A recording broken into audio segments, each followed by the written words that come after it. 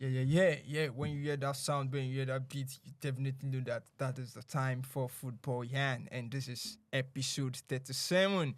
And we're not running things as if it's 1997. This is episode 3.7. And I'm not doing this alone. I've got 3 more guys here with me in the building. Mr. Oladewe is joining us. Oh, Oladewe is joining us. What did I just say? Okay. You know where you get a bones or where that's for studio like this. You always be like that. Ola, so good to have you on board, joining us in body, not in spirit this time around. I'm excited. Lekon, how you doing now? Guys, all the games really can just they give me like saying that Lekon go send me good video. I bet Toby, give me my floor. Thank you for giving me the floor, Toby. Welcome guys. Lekon, you look proud. I'm confident because I won. And Ayo look like Ayo they look like person who beats come in studio. No, this is episode 37, and 7 is my lucky number. Yeah. 7 is Ronaldo, and I'm still. I think I'm at 7 now. But why we say the last 7 games where you predict no come? 7. Last 7 lucky number. 7 up. Last 7 games where you predict and no 7 they always drop the games. Is that ironic? 7 games.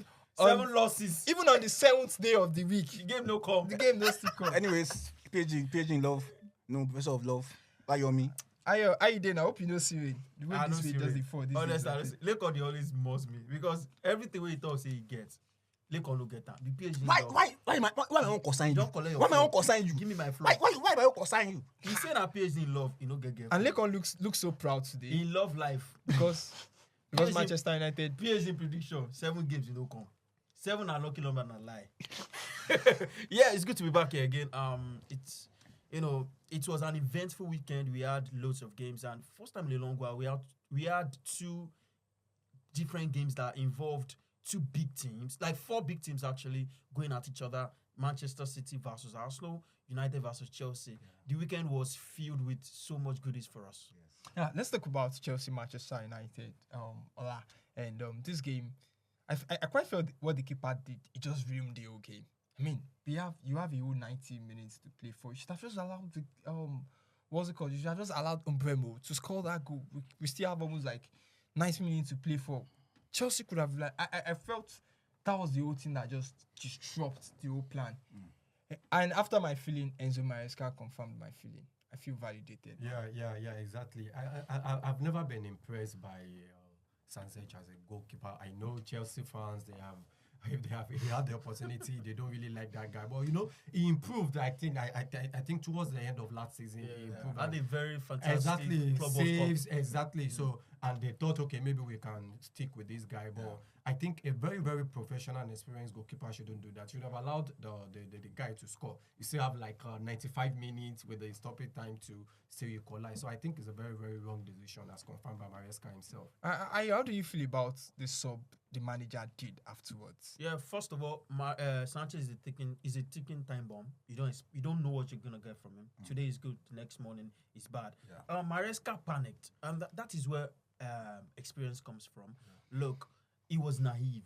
He was shocked. He was spooked after that red card. He didn't know what he wanted to do. He started putting players out. He went on to pull the most important player, apart from Palmer that was injured, that was clearly wasn't fit for that game, because he said it in the post-match game. He said he wasn't 100% fit. He was only 75% fit, and they tried, if he could, play for some minutes before he was hooked.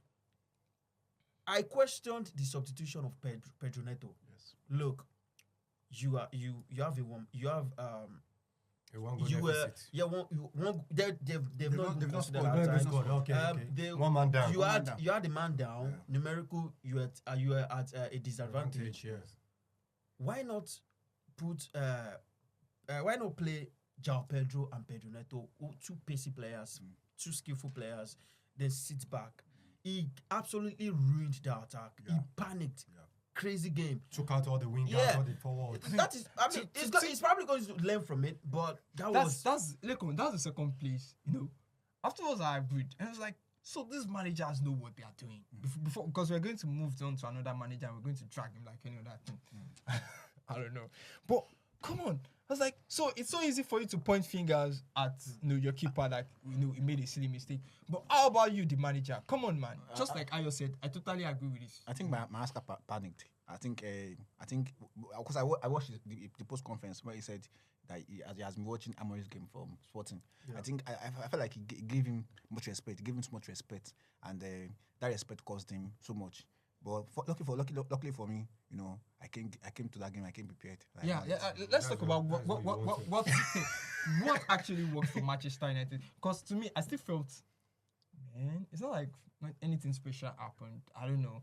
I just felt, okay, no thanks to the red card, no thanks to Merasca, just fumbling the whole thing up. Did anything special really work for Manchester United in that game? Well, I didn't really say anything special. I think the red card really helped them, one man down. And the fact that Merasca panicked and started bringing in defenders, I don't think my United did anything special. I think even when my United went down to 10 players too, Chelsea played very well. Chelsea played very, very well. They attacked. But I think to give it to Manchester United, they also divided their box very well. Big up to the Lights, big up to what is it called? They played very, very well, defensively. But I don't think there's anything special. On another day, Chelsea, my United 11-11, Chelsea would have really. I've been the most critical of Ruben Amorim. I've been the most critical of him. I think I really don't see much. I really don't see much about him. I don't know if he's gonna change that anytime soon. But when that game started, United put Chelsea on the back seat. It was that chance they had that got Sánchez a red card. United could have scored that goal. Of course, yeah, right? And Chelsea, even before that red card, Chelsea was surprised at the way United took the game. United started the game brilliantly, but the problem United have always had this season is starting game well, but when it gets past the 20-minute hour mark, sit back. No, they don't. It's not like they sit back. I think they lack concentration.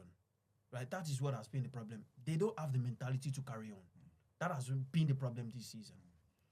Could it be because the players don't really understand the system, really, or the players are playing out? I think we talk about the system so much. Of course, if it doesn't work, you have to tweak it. Yeah. That is what I've been. Did he tweak anything this time around? No. Did you see him tweak anything? Yeah, I think he tweaked something.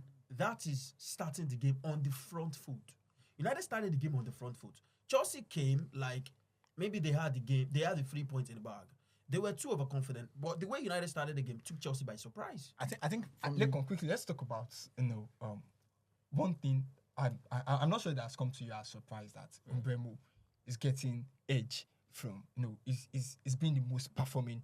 He's been the most performing player out of the three signings. Where does this rank him among the signings United have done of recent? I mean, Tesco there is not even getting the limelight. It's looking as if in this month as well, September, Mbeumo is going to be Manchester United Player of the Month. This guy literally plays everywhere. It's the reason why Sánchez got the red card. I mean, is it too early to call this guy United signing? I think it's too early. I'm not. See, I don't know. Maybe I tell you that time. Say I don't leave my emotion for us. So today I want the emotionless. Mbeumo. It's too early. It's too early to say. But to say is one of the if anything is working for Ruben Amorim right now, it's that guy. It's that guy. But it's too early. It's too early to just say it's the special one. No, I'm not saying it's special. It's too early to say it's the sign of the season. We have so many games to play. I think the other players will still for Manchester United. Actually, we are talking about him being the signing of the season for Manchester United. We can't say it's the signing of the season after just 5 games. Yes. Look, we've seen players start well and head badly. Yes. So let's hope. I hope it doesn't end badly, but I think it's too early to say it's the signing of the season for United. Because if you're talking about one of the positives for Manchester United this season, I mean, it's not like we're trying to just spotlight him. Is that guy? Yeah, definitely. Coming from it's a very, very fantastic. Coming from a 20-goal mark for Brentford, I think that is fantastic. But not many players can get 20 goals for Brentford, considering the team is coming from. No disrespect to Brentford, but come on now. Not in a million years anyone would think a Brentford player would score 20 goals in a season just in the Premier League. All right, this still brings us to what we talked about in our last episode about is this a young manager thing? Tweaking formations, tweaking lineups. I mean, we see this play over and over again. I mean, we've talked about what what's his name, Enzo Maresca did. Why would we have done that? I mean, are we having managers that are kind of tilted towards defending more than attacking? One, and I'm going to talk about Anslot in the match against against West Ham. We saw I always bring up attacking players. Now, but even when Liverpool considered red card, or probably if Liverpool are looking for a goal, or probably a defender down, you see him, you see the mentality of the manager. Now, let's bring this back to, is this kind of a young manager kind of doing that when there's just a small fault in the game plan, then it's just resulting to defending? I feel like it's a mix of three things: experience, game management, and of course, what's the other one now?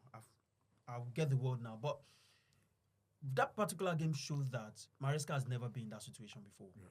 Look, a Pep in that situation, a Jurgen Klopp in that situation, and Arteta in that situation, who's also. I want to agree with Arteta. No, I'm going somewhere. I'm going somewhere. Don't even mention Arteta. I'm going somewhere. Please remove Arteta from that list. No, I'm going somewhere. Please remove Arteta from Look, that list. I'm going somewhere. What I'm saying is, these coaches have been in such situations, red cards, right? Early red cards. Maresca didn't know how to manage that game. He panicked, and he started. And people say that Chelsea reverted to being defensive. Look, the 2 goals Chelsea conceded was because of they were poor defensively. The first goal, the 2 defenders were caught looking, right? They were ball watching when Dogu ended that ball before Bruno Fernandes crossed it. They nicked the ball into the back of the net. The second goal, the keeper could have done better. The ball was about 3 seconds in the air, right? He had all the advantages in the world to punch the ball. He was also ball watching, but Chelsea were behind for majority of the first half. So that wasn't because Chelsea were defensive. He just didn't know what to do next.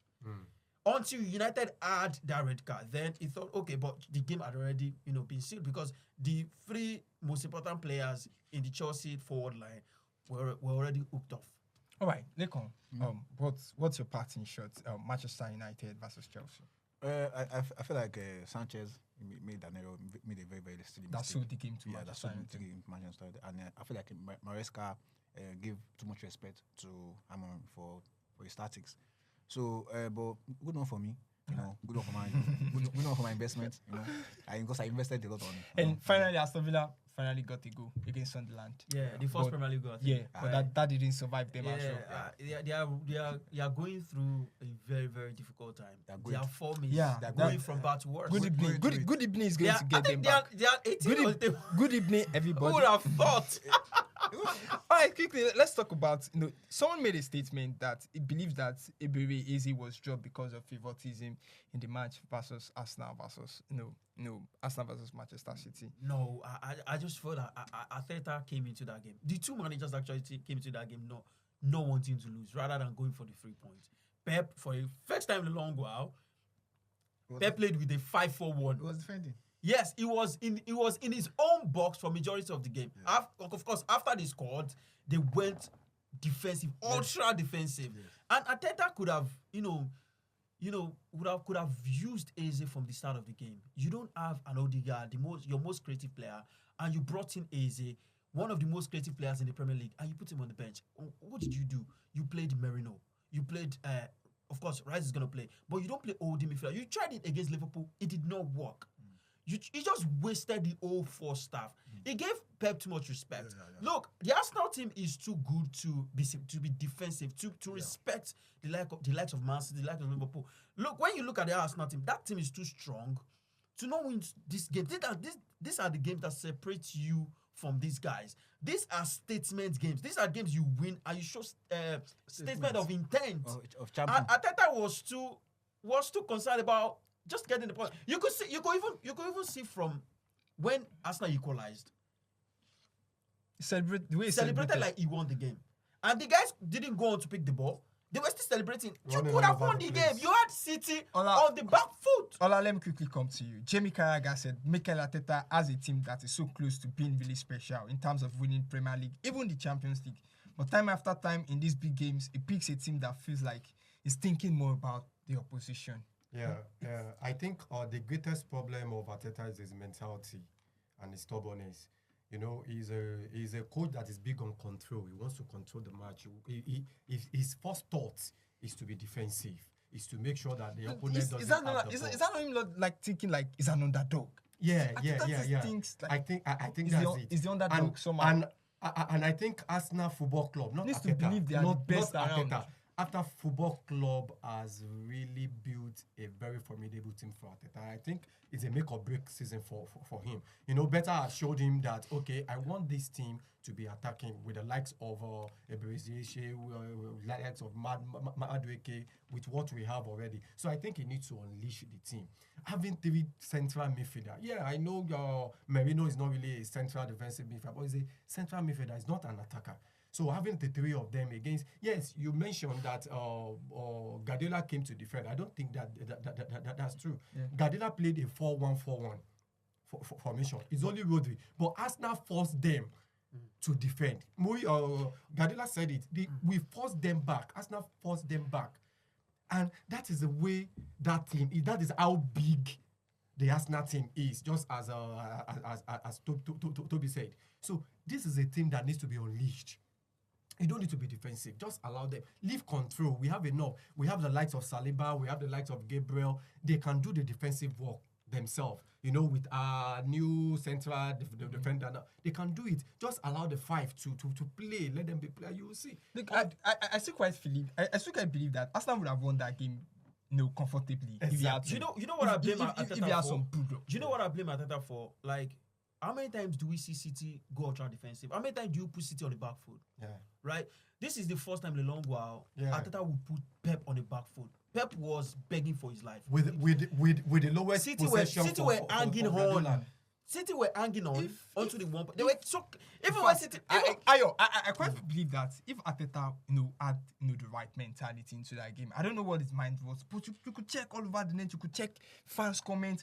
We all saying the same thing. Yeah. People kept this Pundit same statement. fans, Pundit fans. everybody. Mikel Arteta needs to change his mentality and fast. I mean, his conservatism and over defensive brain is too much.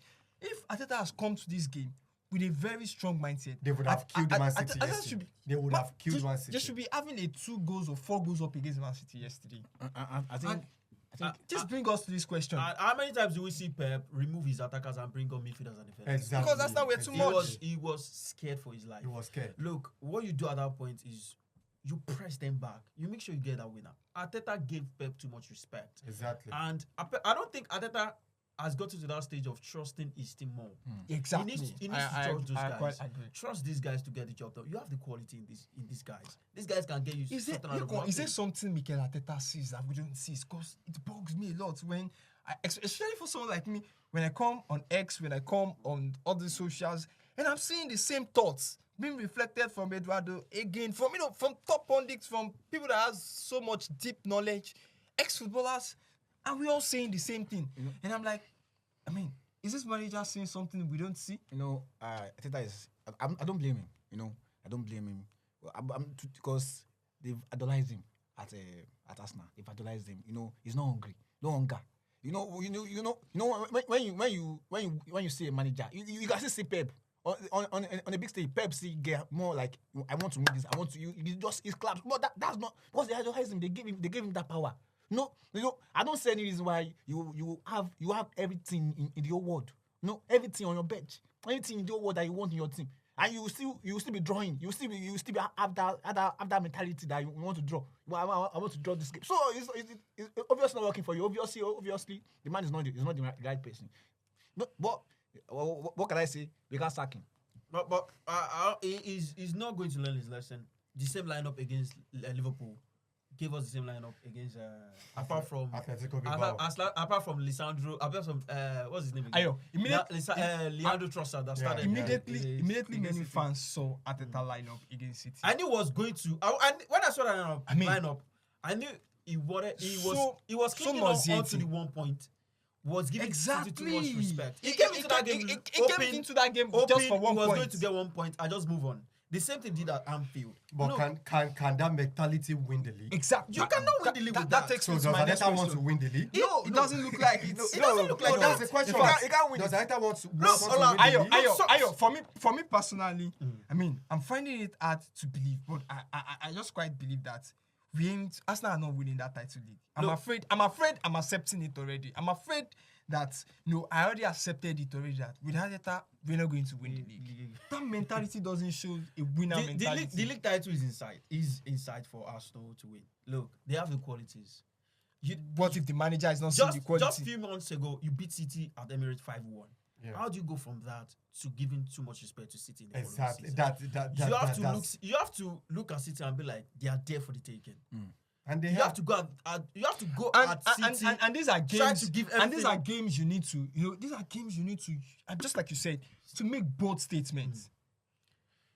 Arteta is not seeing it from that angle. And that I do say something. I think the fans' ambition is different from the Arsenal as a whole.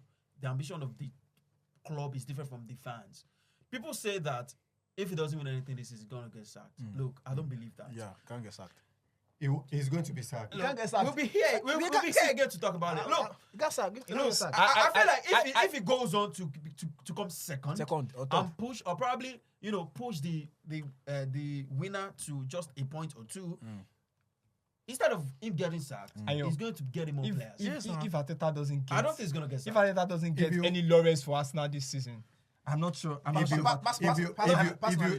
you follow what has been going on in the Arsenal board recently in the past 2 years, you will see that if Arteta doesn't win anything this season, he's going to be sacked. Josh Kroenke has been really taking interest in Arsenal Football Club. In KSC Holdings, they have a lot of clubs. They have a lot of clubs in the US, America, where most of those clubs have won trophies. And they said the only club that they have presently that have not won trophies in the last 10 years is Arsenal Football Club. In fact, last week we have a lot of changes. We have some of the directors leaving, bringing fresh people, better coming in. It's a statement for Arsenal. So Arsenal Football Club want to win now. So if Arteta is not winning, he has tried. He has spent five good years to solidify the team. We have the resources. So if he's not winning, I even have to say to our manager that if he doesn't know how to use a striker, he should just return Gyökeres to Sporting. I mean, I quite felt it's frustrating that guy. He's limited that guy so much that the guy looks. Sometimes the guy looks clueless on the pitch, and that is because Arteta has decided to, strikers like that thrive on players creating so much for them to get the ball at the back of the net. You can see that Arsenal were more fluid, were more flexible when Eze came on. They looked like they knew what they were doing after those guys came on. And we saw what happened by even Martinelli Eze at central forward. Actually freed Rice to go box to box. I don't know why Arteta keeps on giving us, this kind of football. Personally, I feel like you can't sack him. Because we want. Fingers crossed. That's what we want. We shall see. We want second. Yeah, we came. We want second. You are the board. I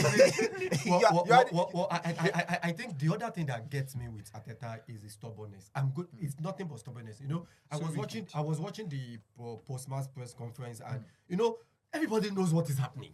Merino, Rice, and Zubimendi should be playing together. And they were asking him, and he said, he started being defensive, and he said, nobody asked me about the midfield. He was blatantly lying. Exactly. He was lying because they asked him.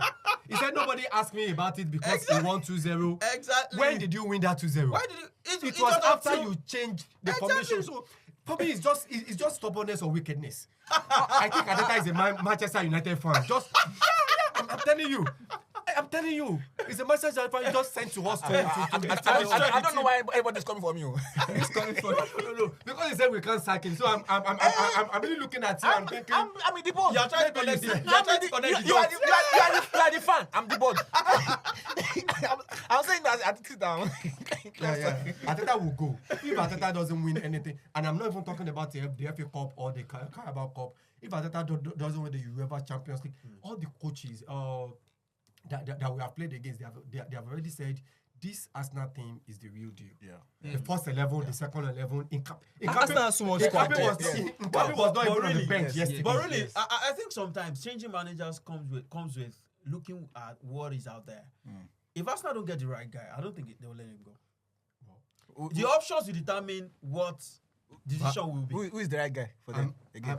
Because you have to look at the market now. How many good managers are out there out of job and are willing to take the Arsenal job? If I don't think Eddie Howe is a bad choice. Newcastle manager. to take over Arsenal. Yeah. Arsenal, the demand as Arsenal is different from Newcastle. Pressure is different. Eddie's not bad. I'm not saying Eddie is But the bad. resources are there. Eddie, I'm not saying resources Eddie is is not bad. Eddie, I cannot leave Newcastle and come to Arsenal.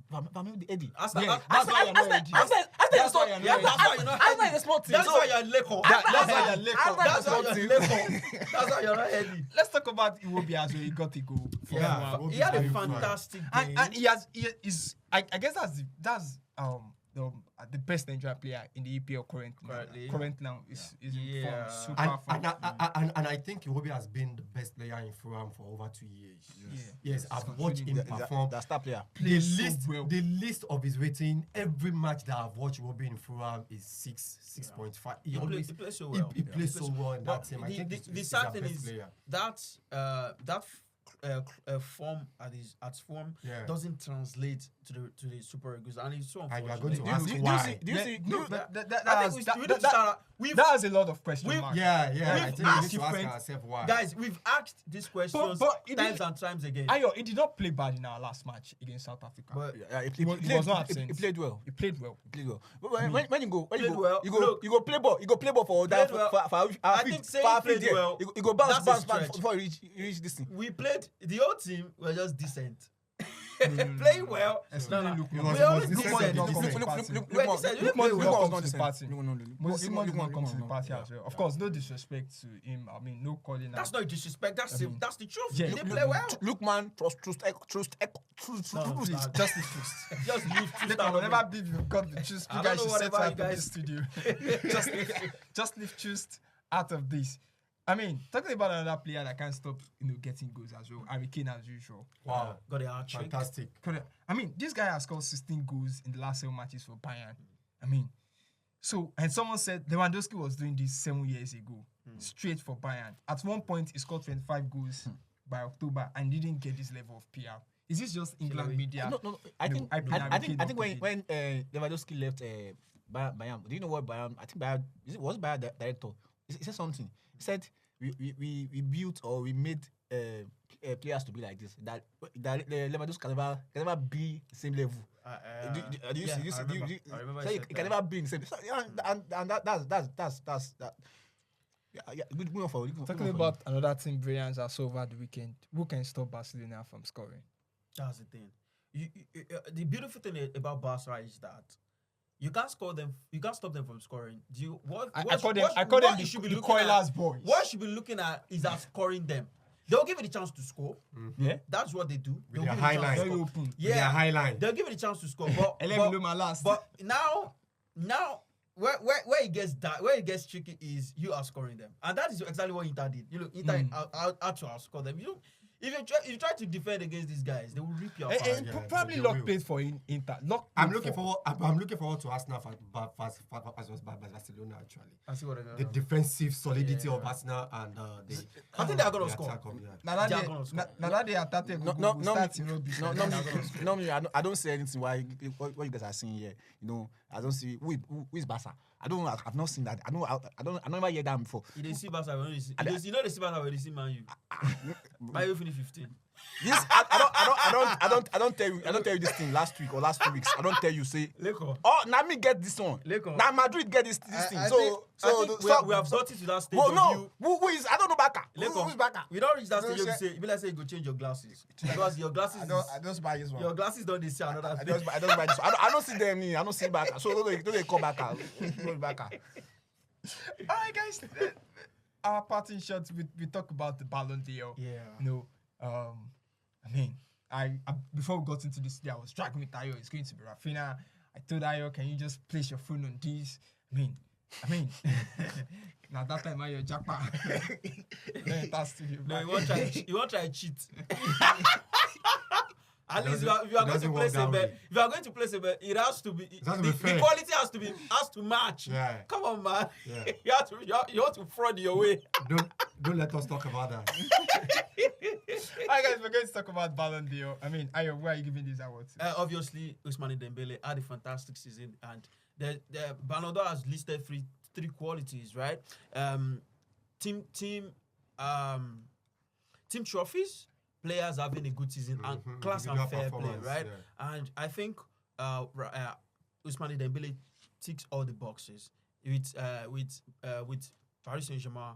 Won the treble, and if you want to count the Super Cup as a major trophy, won 4 trophies with them last season, and also capped it up with the UEFA Super Cup trophy, making it 5 trophies in a season. So and I've had and went ahead to he got to this final of the Club World Cup, even though they were smashed by Chelsea. So he had a fantastic season. I'll give it to him. I don't know, but I quite feel that we're having some throwback conversations about the likes of Rivaldo, the 206, the 2010 and the 206 backwards like that.